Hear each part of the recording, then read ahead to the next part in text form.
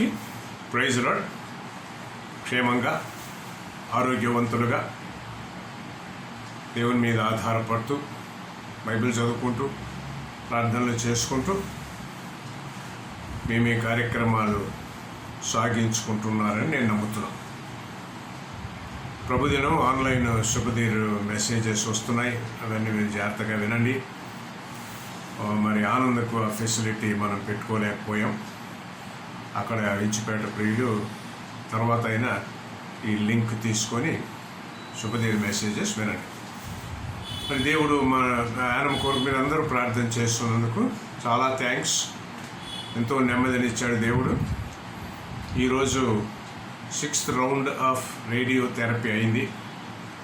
అద్భుతంగా ఆయన అంతా 10 నిమిషాల్లోనే ఏమీ గిడ్డినెస్ కానీ డ్రౌజినెస్ కానీ ఏమీ లేకుండా శుభ్రంగా ఇంటికి వచ్చేసారు. ఇంటి దగ్గర నుంచే వెళ్తున్నారు. ఇంకా మీరు ప్రార్థన చేయండి.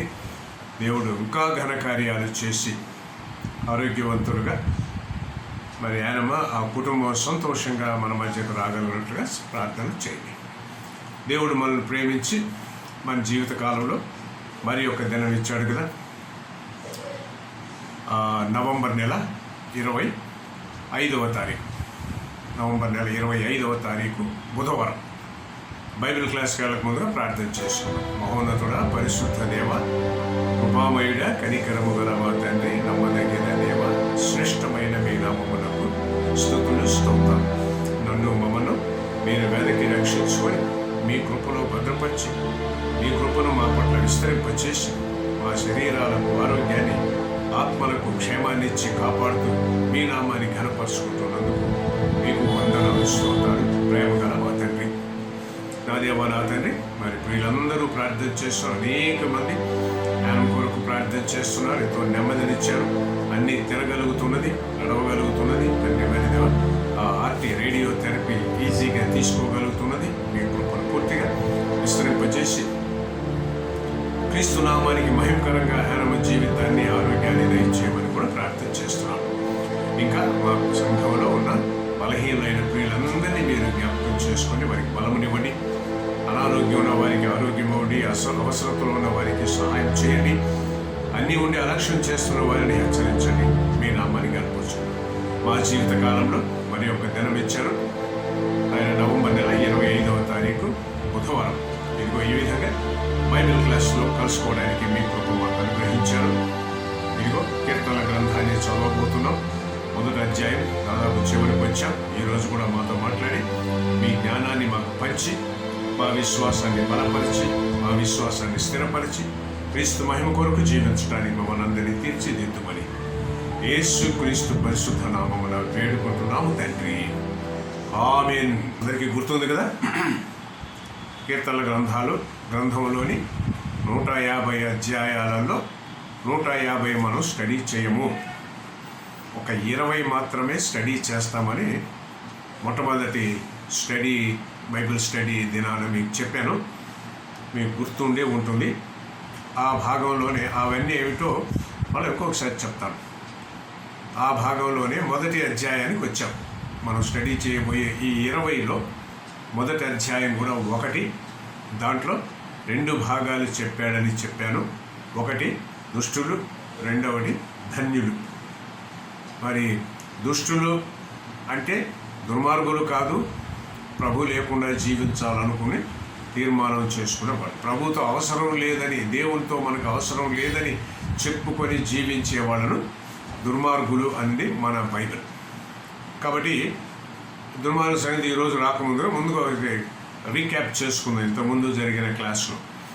మరి ధన్యుడు ఏం చేస్తాడంటే తన జీవితంలో దేవుని మీద ఆధారపడటం ఎలా సాధ్యమైంది అంటే విమోచకుడైన యేసుక్రీస్తు నుండి మాత్రమే తనకు బలము, ఆధిక్యత ఇవన్నీ ఇవ్వబడుతున్నాయని గ్రహించాడు. కాబట్టి ఏం జరిగింది? తన జీవితాల్లో సంతోషంగా ఉంటున్నాడు. తన బలము వలన శక్తి ఉన్నదని గ్రహించాడు.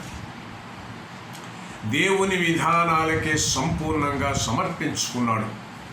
వాటి ద్వారా మాత్రమే బలము పొందగలడు అని గ్రహించాడు. అందుకనే ఒక ఉదాహరణ కూడా చెప్పాడు దావీదు. ఏంటది? నీటి కాలవల యోరను నాటబడినదై అన్నాడు.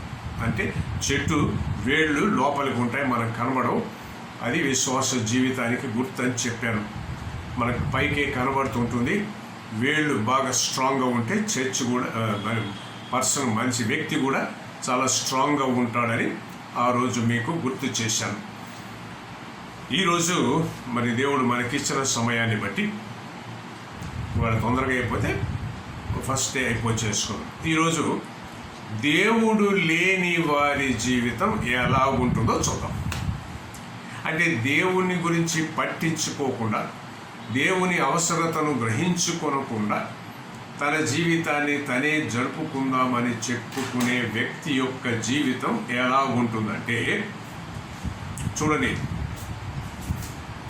ధన్యజీవి అని చెప్పడానికి, ధన్య జీవితాన్ని చెప్పడానికి 2 వచనాలు వాడాడు, కానీ దుష్టుని గురించి చెప్పడానికి 2 మాటలైనా చెప్పేశాడు. ఎందుకంటే వాడి లోక విధానాల్లో ఉంటాడు. ఈ దుష్టుడు లోక విధానాల్లో ఉంటాడు. అంటే ఏమిటి? నేను, నా జీవితము నాకేమి కాదు, అది అతని తత్వం. 3 విషయాలు: నేను, నా జీవితము నాకేం కాదు, అది అతని జీవిత తత్వం. దీనివల్ల తన జీవితంలో ఏం జరుగుతుందంటే తిరగబడే తత్వం వస్తుంది.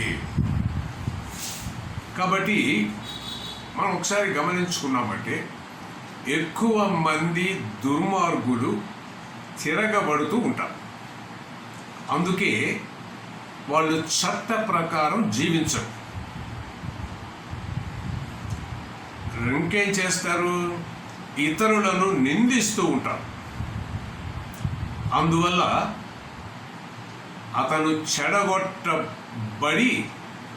చెడగొట్టబడు పొట్టు వలె ఉంటాడు అని చెప్పారు. చూసారా? తనకే ముఖ్యం, తనే ముఖ్యం, తన విధానాలే ముఖ్యం. ఎదుటి వారిని అందరినీ నిందిస్తూ నెపాలు వేస్తూ తన జీవితాన్ని జరిపించుకుంటూ ఉంటాడు. అందుకనే అతని జీవితం కనుక మనం ధ్యానం చేస్తే ఫలము లేని జీవితం జీవిస్తున్నాడు. ఫలము లేని జీవితం అది ఎట్లా ఉంటుందన్నాడు? పొట్టు లాంటి జీవితము. పొట్టు లాంటి జీవితం అంటే ఫలము లేని జీవితం, అంటే నిరుపయోగమైన జీవితం. నిరుపయోగం, ఎవ్వరికి ఉపయోగపడడు. అతను తనకు మాత్రమే ఉపయోగపడతాడు. చూడండి, ఈ సందర్భంలో కొంచెం జాగ్రత్తగా గమనించండి. అతనికి ఇటువంటి అనుభవము లేకపోతే తత్వము కలిగిన వ్యక్తికి మంచి సంపాదన ఉండవచ్చు, ఆస్తి ఉండవచ్చు, కానీ దేవుని ఉద్దేశంలో అతని జీవితం పొట్టు లాంటిదే. ఎందుకు? దేవుడే తనకు జీవాన్నిచ్చిన ఒక్క చిన్న పని కూడా దేవుని పని చేయదు. చూసారా? జీవాన్నిచ్చిన దేవునికి మనం ఎంత కృతజ్ఞులముగా ఉండి ఎన్ని దేవుని పనులు చేయాలన్న ఆశ మనకు కలగాలి. మీకు ఎప్పుడూ గుర్తు చేస్తుంటాను ప్రియమైన వారు, దేవుని పరిచర్య అంటే వాక్యం చెప్పడమే కాదు, దుప్పట్లు పరవడం, దుప్పట్లు మడవడం, కుర్చీలు ఎత్తడం, కుర్చీలు వేయటం, కానుక పట్టడం, లోడ్స్ టేబుల్ బల్ల, ప్రభు బల్ల తయారు చేయటం, కానుకలు లెక్క వేయడం. ఒకటేమిటండి బాబు, దేవుని పరిచర్యలో అనేకం ఉన్నాయి. అయితే దేవుడు మనకు ఈ జీవాన్ని ఇచ్చాడని జ్ఞాపకం చేసుకుని ఇవి చేయాలి. కానీ ఇతను ఏం చేస్తున్నాడో చూడండి. ఈ దుర్మార్గుడు దేవుడే జీవాన్ని ఇచ్చిన ఒక్క చిన్న పని కూడా దేవుని కొరకు చేయడు. ఎందుకు? అందువల్ల దేవుని యొద్ద అతనికి ఆధిక్యత లేదు. అందుకని స్పష్టంగా చెప్పేశాడు, గాలి చెదరగొట్టు పొట్టు వలె ఉండును. మోస్ట్ ఇన్సిగ్నిఫికెంట్, దేనికి కొరగాని వ్యక్తి అన్నమాట. ఇంకా చూడండి, దేవుని తీర్పులో ఉండడు అంటే దేవుని విధానాలు అతనికి గ్రహింపు కాదు అనగా, చూడండి, దేవుని కృపను బట్టి కదా మన జీవితాలు, మనం ఈరోజు ఉన్న స్థితి, ఈరోజు మనకున్నటువంటి ఆధిక్యత, ఈరోజు మనకున్నటువంటి ఆరోగ్యం, ఈరోజు మనకున్నటువంటి సమస్తము దేవుని కృప. అయితే ఈ దుష్టునికి అటువంటి గుణం ఉండదు. అతను చేసే పనులన్నీ తన కొరకే చేసుకుంటాడు కాబట్టి వృధా. అవన్నీ దేవుని దృష్టిలో వృధా.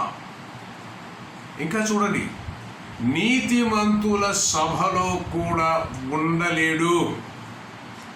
నీతిమంతుల సభలో ఉండలేడు అనగా అంత్య తీర్పు. దీన్ని ఎక్కడ చెప్పాడు? అంత్య తీర్పు. దేవుడు తీర్పు తీర్చే దినాన ఈ దుష్టునికి అవకాశము ఉండదు. విశ్వాసులు సమావేశమైనప్పుడు ఈ దుష్టునికి అవకాశము లేదు. అయితే చూడండి, ఇతను కొంచెం భక్తిపరుడుగా ఉండవచ్చు, కానీ విశ్వాసము లేదు, దేవుని మీద ఆధారపడే స్వభావము లేదు. కాబట్టి చాలామంది మనకు కనబడే చాలామంది ఉన్నారుగా, చర్చిలకు వెళ్తారు, పాటలు పాడతారు, కానుకలు వేస్తారు, ప్రార్థనలు చేస్తారు, కానీ సంపూర్ణమైన విశ్వాసము మాత్రం వాళ్లకు లేదు. భక్తి ఉంది కానీ విశ్వాసము లేదు. ఇటువంటి వారికి దేవుని యొద్ద అవకాశం ఉండనే ఉండదు. చూసారా, మంచి వ్యక్తి, మంచి విధానమే, కానీ దేవుని యందు ఉంచవలసిన విశ్వాసము లేదు. చూసారా, అందువల్ల అతను దుష్టుడుగా లెక్కింపబడి గాలి చెదరగొట్టు పొట్టుతో సమానంగా చేసి పడేసింది మన దేవుని వాక్యం. ఈ దేవుని మాటలు ఇవి. కాబట్టి మనం చాలా జాగ్రత్తగా ఈ మాటలు మనం నేర్చుకోవాలి ప్రియమైన మాట. ఇప్పుడు మంచి చెడులు చూద్దాం. చూడండి ప్రియమైన మాట, బాహ్యంగా ఎంత గంభీరంగా ఉన్నా ఆంతర్యంగా అంత డొల్లే. మంచి పర్సనాలిటీ ఉంది, ఆంతర్యంలో డొల్ల. మంచి డబ్బు ఉంది, ఆంతర్యంలో డొల్ల. అంటే ఖాళీ. దేవునికి ఇవ్వవలసిన ఆధిక్యత ఇవ్వలేదు కాబట్టి లోపల అంత ఖాళీ. అందుకనే 6వ వచనంలో దేవుడు అన్నాడు, చూశారా, 1వ అధ్యాయం కీర్తన గ్రంథం, నీతిమంతుల మార్గము యెహోవాకు తెలియును. నీతిమంతుల మార్గం యెహోవాకు తెలియదు అంటే అర్థమేంటి? దేవుడు అతన్ని కాపాడుతూ ఉంటాడు, దేవుడు అతన్ని నడిపిస్తూ ఉంటాడు. కానీ వెంటనే కూడా చెప్పాడు, భక్తిహీనుల మార్గము నాశనకరము అన్నాడు. భక్తిహీనుల మార్గము నాశనకరము. అందుకనే సామెతల గ్రంథంలో ఒక వాక్యం మీకు గుర్తు చేస్తాను. సామెతల గ్రంథం 20వ అధ్యాయం 20వ వచనం. సామెతలు 20:20లో ఏమన్నాడో చూడండి. అతని దీపము కారు చీకటిలో ఆరిపోవును. అతని దీపము కారు చీకటిలో ఆరిపోవును. చూసారా ప్రియమైన మాట, వీడి మార్గము నాశనానికే వెళుతుంది. తన సంపాదన అంతా వేస్ట్ అవుతుంది. క్రీస్తు లేకుండా సంపాదించే జ్ఞానం అంతా వేస్ట్ అయిపోతుంది. క్రీస్తు లేకుండా తెచ్చుకున్న పేరు ప్రతిష్టలు వేస్ట్ అయిపోతాయి. అందుకని మనం చాలా జాగ్రత్తగా గమనించండి ప్రియమైన వల్ల. ఎవరందరినీ ఒక ప్రశ్న మీకు మీరు వేసుకోమని నేను చెప్తున్నాను. అదేంటంటే, జీవితము యొక్క రహస్యము మీరు తెలుసుకున్నారా? జీవితము యొక్క రహస్యం. దేవుడు మన ద్వారా తన కార్యాలు జరిగించాలని కోరుకుంటున్నారా? మొదటి ప్రశ్న, జీవిత రహస్యం ఏమిటది? ప్రభు లేకపోతే డొల్ల, ఖాళీ. ప్రభు లేకపోతే, మారు మనసు అనుభవం లేకపోతే, ప్రభుని యేసుక్రీస్తును సొంత రక్షకునిగా అంగీకరించకపోతే, ఎంత తెలివి ఉన్నా, ఎంత ఆధిక్యత ఉన్నా, ఎంత డబ్బు ఉన్నా, ఎంత పవర్ ఉన్నా అంత ఖాళీ అన్నాడు. కాబట్టి జాగ్రత్తగా గమనించండి. రెండవ ప్రశ్న, దేవుడు మన ద్వారా తన కార్యాలు జరిగించాలని కోరుకుంటున్నారా? అయితే ఇప్పుడే, ఈరోజే, ఇక్కడే ఈ వాక్యం వింటతోనే మీ జీవితాన్ని గురించి ఆలోచన చేసి ప్రభువుకు సమర్పించుకోండి. లేకపోతే దుష్టుల వలె గాలి చెదరగొట్టు పొట్టు వలె ఉండబోతారు. యూ విల్ బి స్వెప్ట్ అవే. తర్వాత దేవుని దగ్గర ఎటువంటి అవకాశము ఉండదు. ప్రియమైన వనరా, ఇది మొదటి అధ్యాయాన్ని గురించినటువంటి స్టడీ. ప్రియమైన వనరా, చాలా జాగ్రత్తగా గమనించండి. ప్రభువు మీద ఆధారపడి నీ జీవితాన్ని కొనసాగిస్తున్నావా? నీకు డబ్బు ఉండవచ్చు, అధికారం ఉండవచ్చు, విద్య ఉండవచ్చు, పొజిషన్ ఉండవచ్చు, కానీ ఇవన్నీ ప్రభు వల్ల కలిగినవని గ్రహించి దేవుని విధానాలకు లోబడితే ధన్యుడు అని అంటుంది మన జీవ గ్రంథం. ఇవన్నీ ఉండి నేనే చేసుకోగలను, నాకెవరు అవసరం లేదన్నటువంటి ఫీలింగ్ గనక ఉంటే దుర్మార్గుడు అంటుంది.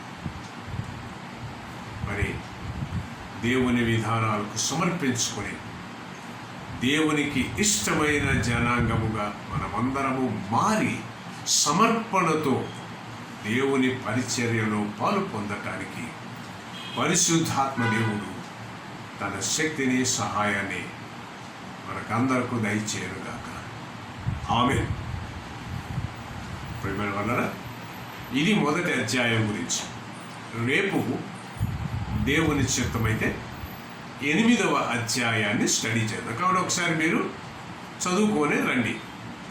ఇప్పుడు ఒకసారి 1వ అధ్యాయాన్ని వెనక్కు తిరిగేసి చదువుకోండి. మీరు రాసుకున్న వాళ్ళందరూ కొంచెం జాగ్రత్తగా చూడండి. అలాగే మరి రేపటి క్లాస్ కూడా ముందుగా మీరు తయారవ్వాలి. కాబట్టి 8వ అధ్యాయాన్ని కూడా ఒకసారి చదువుకొని వస్తే దాన్ని ఆరంభం చేసి దేవుడు మనకిచ్చిన సమయాన్ని బట్టి 1 రోజు, 2 రోజులు, 3 రోజుల్లో దాన్ని కూడా కంటిన్యూ చేద్దాం. ఓకే. ఎప్పుడైనా బైబిల్ క్లాస్ అంటే ముందుగా ప్రిపేర్ అవ్వాలి. అందులో కీర్తనల గ్రంథం అని చెప్పాను కాబట్టి, ఏ కీర్తనలను కూడా చెప్పాను కాబట్టి అవన్నీ ఒకసారి జాగ్రత్తగా గమనించుకుంటూ ఉండండి. ఏ కీర్తనలు చదవబోతున్నామో మరొకసారి మీకు గుర్తు చేస్తాను. రాసుకున్నటువంటి వాళ్ళు కొంచెం జాగ్రత్తగా చూడండి. 1వ అధ్యాయం అయిపోయింది. 8, 19, 20, 22, 23, 34, 40, 42, 43, 45, 50, 51, 73, 84, 90, 95, 107, 109, 139. ఈ అధ్యాయాలు 20 అధ్యాయాలను మనం క్షుణ్ణంగా స్టడీ చేద్దాం. దేవుని జ్ఞానం అమాంతంగా పొందుతాం. ప్రార్థన చేసుకున్నాం. ప్రేమామయుడ పరిశుద్ధ తండ్రి, కనికరము గల దేవ, నమ్మదగిన మా నాయన, శ్రేష్టమైన మీ నామమునకు స్తుతిస్తున్నాం. మమ్మల్ని మీరు వెదకి రక్షించుకొని మీ కృపను మాకు విస్తరింపచేసి మా జీవిత కాలంలో ఆరోగ్యము బలమిచ్చి మా జీవిత కాలంలో మరి ఒక దినం ఇచ్చారు. నవంబర్ నెల 25వ తారీఖు బుధవారం. ఇదిగో ఈ విధంగా కీర్తన గ్రంథాన్ని కీర్తన గ్రంథంలో మొదటి అధ్యాయాన్ని 3 వారాలు 3 క్లాసెస్లో మేము స్టడీ చేసాం.